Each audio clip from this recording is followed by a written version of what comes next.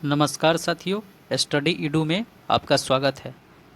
आज हम लोग ग्रेजुएट लेवल एनटीपीसी में जितने भी केमिस्ट्री का क्वेश्चन पूछा गया है उसका सॉल्यूशन देखेंगे। तो आइए चलते हैं क्वेश्चन नंबर फर्स्ट की ओर। कह रहा है कि CO2 के 2 मोल में कितने अणु मौजूद होते हैं। तो इसका हो जाएगा ऑप्शन नंबर ए 1.2044 गुने 10 के पावर 24 होता है। तो चाहिए चलते हैं इसका सॉल्यूशन देखते हैं।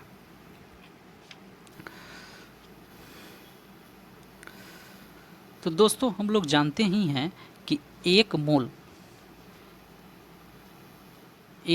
CO2 क्या हो जाएगा, एवोगाड्रो नंबर के बराबर। तो एवोगाड्रो नंबर कितना होता है 6.022 गुने 10 के पावर 23 होता है। तो हमको 2 मोल पूछ रहा है तो इसका डबल कर देंगे, तो 2 से मल्टीप्लाई कर देंगे इसको 6.0। जैसे ही अगर इसको डबल किए तो ये हो जाएगा 12.044 गुने 10 के पावर 23 आ जाएगा। लेकिन आंसर में ये नहीं है, आंसर है 1.2044 गुने 10⁻24 हो जाएगा। 23 नहीं 24, क्योंकि दोस्तों यहाँ पर देख रहे हैं कि स्टैंडर्ड फॉर्म में लिखा हुआ है। तो स्टैंडर्ड फॉर्म का मतलब होता है कि यहाँ पर देखेंगे ये वाला डिजिट, तो ये 12 हो गया यानी 12 हो गया, 12 पर चल गया। लेकिन ये अंक जो होना चाहिए 1 से 9 या 10 से छोटा होना चाहिए। तो 1.2044 गुने 10 के पावर 24 हो जाएगा, क्योंकि डेसिमल अगर एक अंक आगे की ओर जाएगा तो यहाँ पर भी पावर 1 बढ़ जाएगा। तो इसलिए इसका आंसर हो जाएगा ऑप्शन नंबर ए हो जाएगा। तो चलते हैं नेक्स्ट क्वेश्चन की ओर।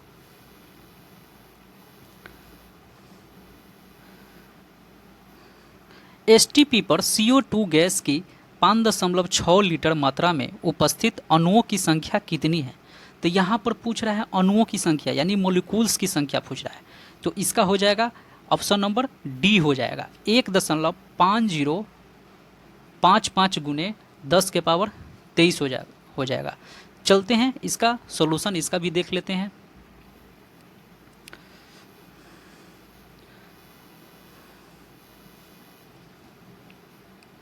क्वेश्चन में कह रहा है कि एसटीपी पर निकालने के लिए, तो देख यहाँ पर 22 एसटीपी पर होता है 22.4 लीटर। तब 22.4 लीटर बराबर हो जाता है 1 मोल।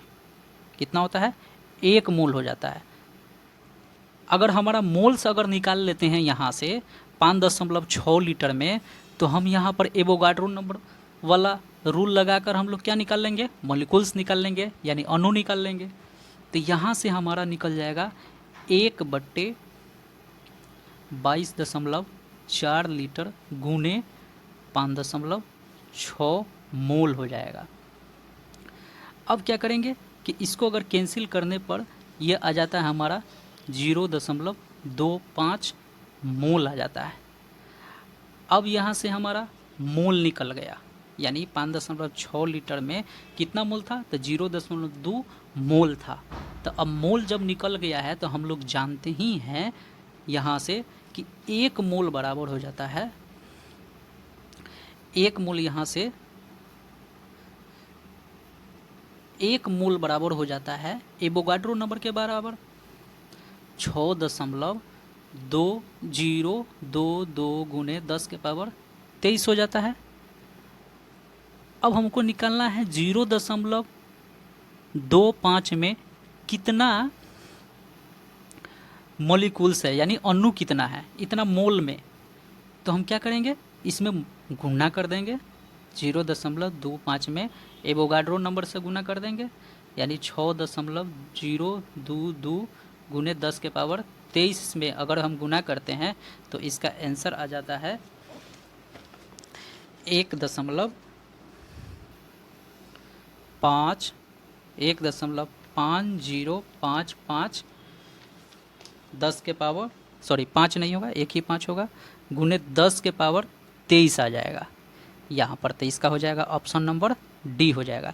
यानी पहले हम मोल निकाल दिए, मोल के बाद में हम जानते हैं मोल निकाल लिया जाता है तो 1 मोल बराबर एवोगाड्रो नंबर हो जाता है, और यहाँ पर 0.25 मोल है, क्योंकि 5.6 लीटर में इतना ही मोल ना होगा। तो अब हम लोग क्या किए हैं, उसके बाद में इतना का मल्टीपल कर दिया, यानी इतना का गुना हो जाएगा, इतना 0.25 एवोगाड्रो नंबर के बराबर हो जाएगा।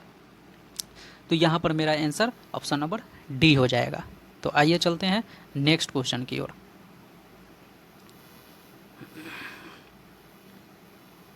Question number 3।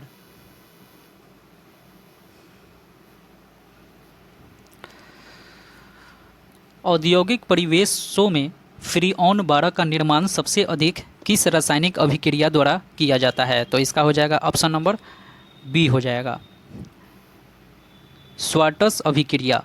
Next question, question number 4। असमानुपातन अभिक्रिया निम्नलिखित में से कौन सी है? तो इसका हो जाएगा ऑप्शन नंबर ए, 4 का हो जाएगा option number A. Next question, अभिक्रिया 2H2O प्लस O2 2H2O में यदि H2 के 5 मोल और O2 के 2 मोल मिलाए जाएं तो सीमांत अभिकर्मक निम्नलिखित में से कौन सा होगा? तो इसका हो जाएगा ऑप्शन नंबर डी हो जाएगा, 5 का D, oxygen O2। Next question की ओर चलते हैं।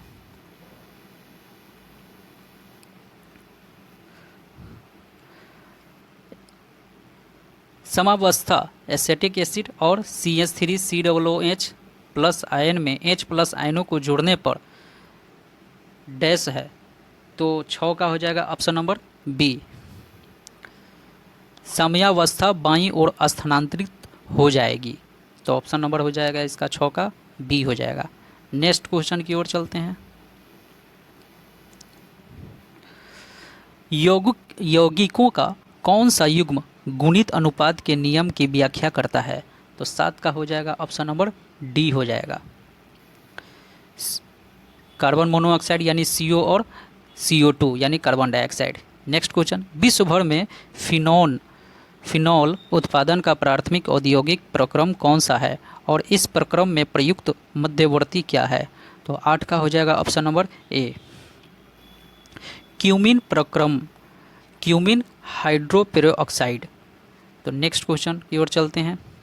मान लीजिए कि जेड के प्रति एकक सेल में परमाणुओं की संख्या m को पदार्थ के मोलर द्रव्यमान और Na को एवोगाड्रो संख्या के रूप में निरूपित करते हैं, तो एक एक सेल के घनत्व यानी D की गणना करने के लिए किस सूत्र का उपयोग किया जाता है? तो 9 का हो जाएगा ऑप्शन नंबर बी हो जाएगा, तो यानी D यानी डेंसिटी बराबर Z गुने M बाई A⁻³ गुने Avogadro number Na।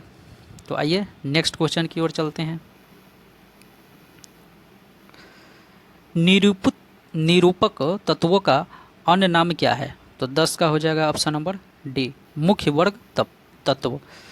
Next question, काय केंद्रित घनीय यानी BCC जालक में परमाणुओं की उप सह संयोजक संख्या कितनी है? तो 11 का हो जाएगा ऑप्शन नंबर डी, 8 हो जाएगा। नेक्स्ट क्वेश्चन की ओर चलते हैं। CH3COONA की उपस्थिति में एसिटिक एसिड यानी इसको एसिटिक एसिड बोलते हैं कि विलेयता डैश के कारण कम हो जाती है, तो 12 का हो जाएगा ऑप्शन नंबर सी, सम आयन प्रभाव। नेक्स्ट क्वेश्चन की ओर चलते हैं। निम्नलिखित में से कौन सा युग्म अम्ल क्षार संयुग्मी युग्म है? तो 13 का हो जाएगा ऑप्शन नंबर सी, NH4+ और NH3। नेक्स्ट क्वेश्चन, आवर्त नियम में मूलतः कितने प्राकृतिक रूप से पाए जाने वाले तत्व के बीच समानताएं प्रकट की? तो 14 का हो जाएगा option number D, 94। Next question, यदि HF हाइड्रोजन फ्लोरीड एक दुर्बल अम्ल है जो इसके संयुग्मी क्षार यानी F आयन की प्रबलता के बारे में क्या अनुमान लगाया जा सकता है? तो हो जाएगा 15 का हो जाएगा ऑप्शन नंबर बी, यह एक दुर्बल क्षार है। नेक्स्ट क्वेश्चन की ओर चलते हैं। टेट्राक्लोरोमीथेन का उपयोग मुख्यतः विनिर्माण में किस लिए किया जाता है? तो 16 का हो जाएगा ऑप्शन नंबर ए, प्रशीतक और एरोसोल नोदकों के उत्पादन के लिए। नेक्स्ट क्वेश्चन, निम्नलिखित में से कौन सा विलयन जल अपघटन के कारण थोड़ा अम्लीय होता है? तो 17 का हो जाएगा ऑप्शन नंबर बी हो जाएगा, NH4Cl, यह थोड़ा अम्लीय होता है। एक बफर विलयन में एसिटिक एसिड 0.5 मोल है, एम है, और CH3COOH आयन 0.1 एम है। यदि CH3COOH का pKa 4.76 है तो इसका pH कितना हो जाएगा? तो 18 का हो जाएगा ऑप्शन नंबर सी हो जाता है। तो चलते हैं दोस्तों, इसका हम अभी सॉल्यूशन देख लेते हैं इसका। तो दोस्तों सॉल्यूशन देखते हैं।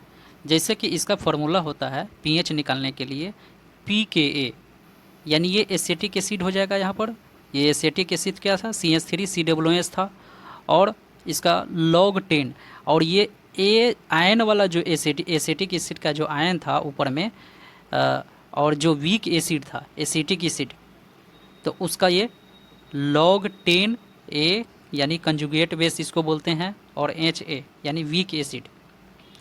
अब यहाँ पर देखते हैं कि pKa का वैल्यू दिया है 4.76 दिया है, और log 10 बराबर, अब देखो इसका जो m दिया हुआ है ये कितना दिया हुआ है? 0.1, और इसका 0.1, तो ये दोनों कट के क्या हो जाएगा? 1 हो जाएगा। तो 4.76 प्लस log 1 बट्टे log 10 का 1 हो जाएगा, बेस 10 है और 1 हो जाएगा। तो यहाँ पर log 1 हम कह सकते हैं कि 0 हो जाता है, हमेशा log 1 क्या होता है? 0 हो जाता है। तो 4.76 प्लस अगर 0 करेंगे तो इसका हो जाएगा 7.6 आंसर हो जाएगा। तो इसका तो 18 का हो जाएगा ऑप्शन नंबर सी हो जाएगा। आते हैं नेक्स्ट क्वेश्चन की ओर।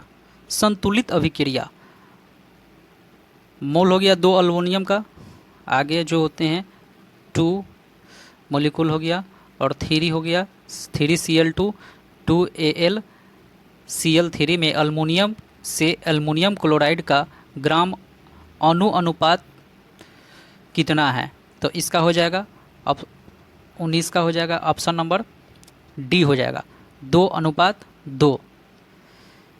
जैसे कि हम लोग देखते हैं कि यहाँ पर एल्युमिनियम का अणु कितना है? शुरू में 2 लगा हुआ है, और एल्युमिनियम क्लोराइड का कितना हुआ है?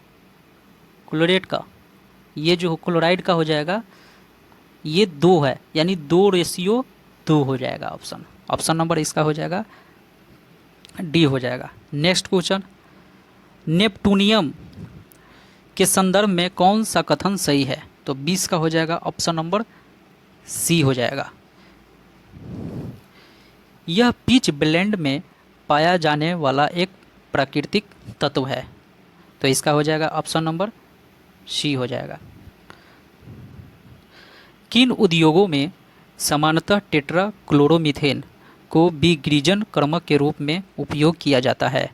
तो 21 का हो जाएगा ऑप्शन नंबर ए हो जाएगा। विनिर्माण यांत्रिक उद्योग।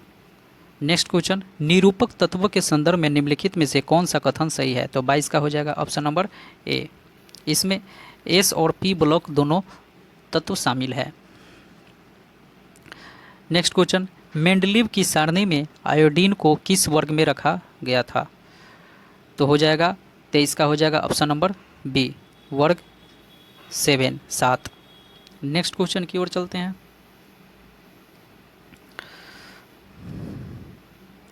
अम्लीय माध्यम में MnO4 ions plus Fe2 plus Mn+2 product में हो जाएगा ये Mn2 प्लस प्लस Fe3 का आयन के लिए संतुलित रेडॉक्स अभिक्रिया को निम्नलिखित में से कौन सा विकल्प संदर्भित करता है?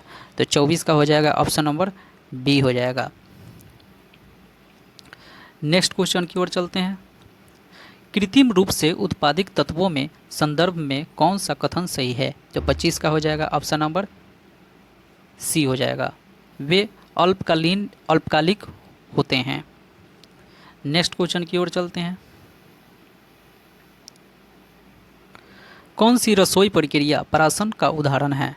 तो 26 का हो जाएगा ऑप्शन नंबर डी, सांद्रिक लवण विलयन में कच्चे आम डालना। नेक्स्ट क्वेश्चन, मुख्य वर्ग तत्वों यानी ग्रुप एलिमेंट के संदर्भ में निम्नलिखित में से कौन सा कथन सही नहीं है? तो यहाँ पर ध्यान देना है, नहीं है। कौन कथन सही नहीं है? तो ऑप्शन नंबर ए हो जाएगा, इसकी अभिक्रियाशीलता किसी भी आवधिक प्रवृत्ति का अनुसरण नहीं करती है, तो ये गलत ऑप्शन है। नेक्स्ट क्वेश्चन, मेंडलीव के समान गुणों वाले तत्वों को आवर्त सारणी में कहाँ विन्यासित किया था? तो 28 का हो जाएगा ऑप्शन नंबर सी, ऊर्ध्वाधर स्तंभ यानी वर्टिकल में किया गया था। नेक्स्ट क्वेश्चन, क्वेश्चन नंबर 29, धात्विक अभिलक्षण की आवर्त प्रवृत्ति के संदर्भ में निम्नलिखित में से कौन सा कथन सही नहीं है? तो इसका हो जाएगा 29 का ऑप्शन नंबर ए हो जाएगा, यानी कह रहा है कि धात्विक अभिलक्षण आवर्त में बाएं से दाएं बढ़ता है। नेक्स्ट क्वेश्चन, अमीनो अम्ल में कौन से प्रक्रियात्मक समूह सीधे पेप्टाइड आवंत बनाने में शामिल होते हैं? तो 30 का हो जाएगा ऑप्शन नंबर ए, कार्बोक्सिल और एमिनो समूह। नेक्स्ट क्वेश्चन की ओर चलते हैं।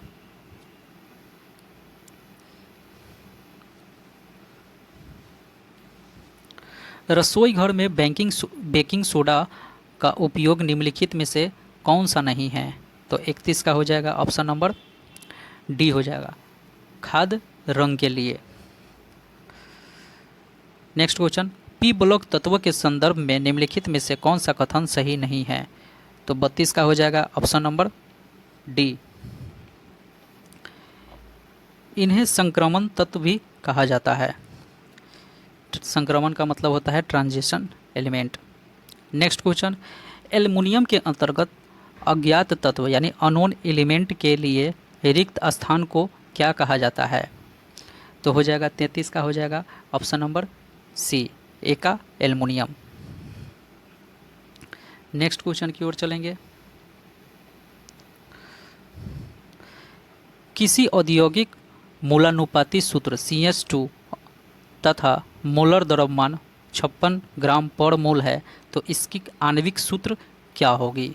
तो इसका हो जाएगा 34 का हो जाएगा ऑप्शन नंबर सी हो जाएगा, C4H8। आवर्त सारणी में तत्वों के वितरण के संदर्भ में निम्नलिखित में से कौन सा कथन सही नहीं है? तो 35 का हो जाएगा ऑप्शन नंबर ए, उपधातुएं पूरी सारणी में यादृच्छिक रूप से बिखरी होती है, तो ऑप्शन नंबर ए हो जाएगा। नेक्स्ट क्वेश्चन, नेपटूनियम और प्लूटोनियम जैसे तत्व कहाँ पाए जाते हैं? तो 36 का हो जाएगा option number A, pitch blend में।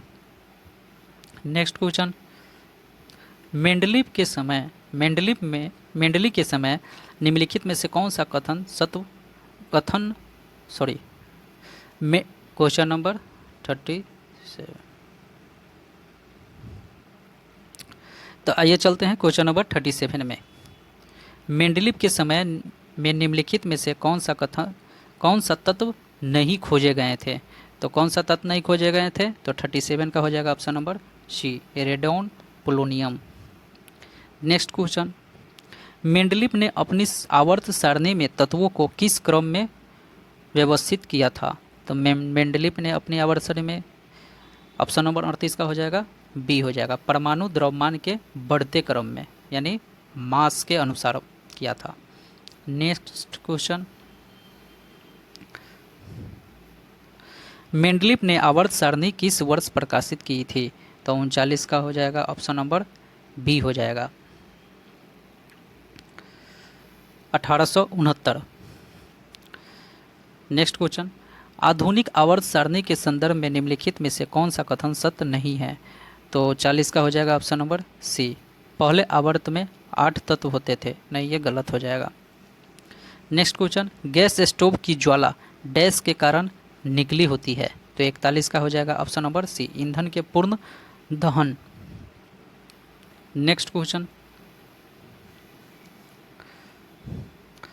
टूथपेस्ट में मौजूद वह सामान्य घटक निम्नलिखित में से कौन सा है जो दांतों की क्षय को रोकने हेतु अधिक अम्ल को उदासीन करके दांतों को साफ करता है? तो 42 का हो जाएगा ऑप्शन नंबर ए, क्षार यानी बेस। नेक्स्ट क्वेश्चन, फ्रियोन के औद्योगिक उपयोग के संदर्भ में निम्नलिखित में से कौन सा कथन सही है? तो 43 का हो जाएगा ऑप्शन नंबर डी, इसका उपयोग प्रशीतन और एरोसोल उत्पादन में किया जाता है। तो इसका हो जाएगा ऑप्शन नंबर डी हो जाएगा। आते हैं क्वेश्चन नंबर नेक्स्ट, जब हम रसोई में गैस स्टोव के निकट जलती हुई माचिस लाते हैं और गैस स्टोव का नॉब चालू करते हैं तो किस प्रकार का दहन होता है? तो 44 का हो जाएगा ऑप्शन नंबर बी, तीव्र दहन होता है। नेक्स्ट क्वेश्चन, आवर्त सरणी में क्षैतिज पंक्ति क्या निरूपित करती है? तो 45 का हो जाएगा ऑप्शन नंबर बी, आवर्त। नेक्स्ट क्वेश्चन, एरोसोल नोदकों और वातानुकूलन प्रणालियों में उपयोग के लिए औद्योगिक उत्पादन का प्रमुख उत्पाद कौन सी गैस है? तो 46 का हो जाएगा option number C, freon 12। Next question की ओर चलते हैं, तेल और वसा युक्त खाद्य पदार्थों को नाइट्रोजन से सावधान किया जाता है क्योंकि यह, ऑप्शन नंबर 47 का हो जाएगा ए, पैकेजिंग से ऑक्सीजन को हटाता है। नेक्स्ट क्वेश्चन, मेंडलीव ने अपनी आवर्त सरणी में रिक्त स्थान क्यों छोड़े थे? तो 48 का हो जाएगा ऑप्शन नंबर सी हो जाएगा, अज्ञात तत्वों के लिए। नेक्स्ट क्वेश्चन,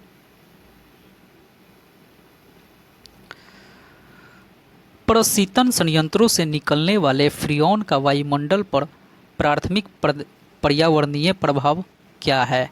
तो इसका हो जाएगा 49 का ऑप्शन नंबर ए, समतापीय मंडलीय ओजोन क्षरण। नेक्स्ट क्वेश्चन, भोजन को वायुरोधी पात्र में रखने पर क्या लाभ होता है? तो 50 का हो जाएगा ऑप्शन नंबर डी, यह ऑक्सीकरण को मंद कर देता है।